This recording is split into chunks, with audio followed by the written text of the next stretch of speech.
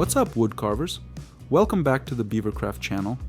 I'm Andrew, and today we're diving into a super important topic: basic safety techniques for wood carving. In this video, we'll go over essential safety tips, proper tool handling, and how to create a safe workspace. First things first, let's talk about the right protective gear. I know safety gear might not be the coolest fashion statement, but for beginners, it's all about building confidence.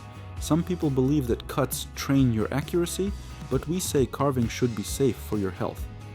So, let's talk about cut-resistant tape. No, it's not the latest fashion trend, though I think it could be. This stuff wraps around your fingers and adds an extra layer of protection. It's like adding a little armor to your hands. Next up, gloves. There's a bit of a debate on this one. Some people prefer to carve without gloves for better dexterity, but if you're using them, make sure they're designed for carving and won't catch on the tools. A good pair of cut-resistant gloves can be a lifesaver when you're starting out. Now, safety glasses. Wood chips can fly, and no one wants to spend the afternoon digging splinters out of their eyes. Keep your vision clear and your eyes protected. Lastly, a work apron. It's not just for keeping your clothes clean, it protects your body from flying wood chips and accidental slips. Plus, the pockets are perfect for keeping your tools handy. Let's move on to tool handling. Your tools are your best friends, but they can also be pretty dangerous if not used properly. Always make sure you're holding them firmly but not too tight. You want control without risking a death grip that could lead to accidents. There are 3 common grips you'll use in wood carving: the pencil grip, the hammer grip, some may refer to it as the power grip, and the choked grip. Each has its own strengths and is suited for different types of carving tasks. And speaking of grips, let's cover the basics of proper tool use. It's crucial to keep your fingers and other body parts well out of the path of the tool. Always use your tools with a clear mind and focus. Don't rush, carve slowly, maintaining control throughout. A sharp tool is a safe tool. Sounds strange, right? But hear me out. Dull blades require more force, which means more chance for slips and accidents. A sharp blade allows for smooth carving and better control.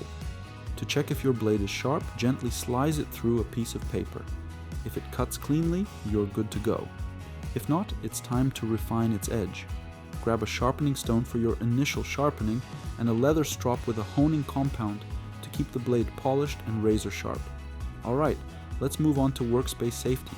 Make sure your carving area is clean and well organized. A cluttered workspace can lead to accidents, so keep your tools and materials in their proper places. When carving larger pieces, secure the wood with a clamp or a carving vise to prevent it from slipping. Keeping your wood steady allows you to focus on making precise cuts without worrying about the wood moving unexpectedly. To ensure a safe and effective carving experience, let's start with 2 essential techniques: the push cut and the pull cut. The push cut is probably the most common technique. As the name suggests, you push the tool away from your body, directing the knife with your thumb.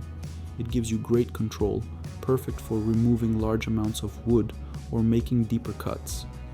Notice how the blade moves smoothly away from my body and I keep my fingers out of the way. Now, the pull cut, also known as the paring cut. This cut is great for more detailed, controlled work. With this technique, you're actually pulling the blade toward you.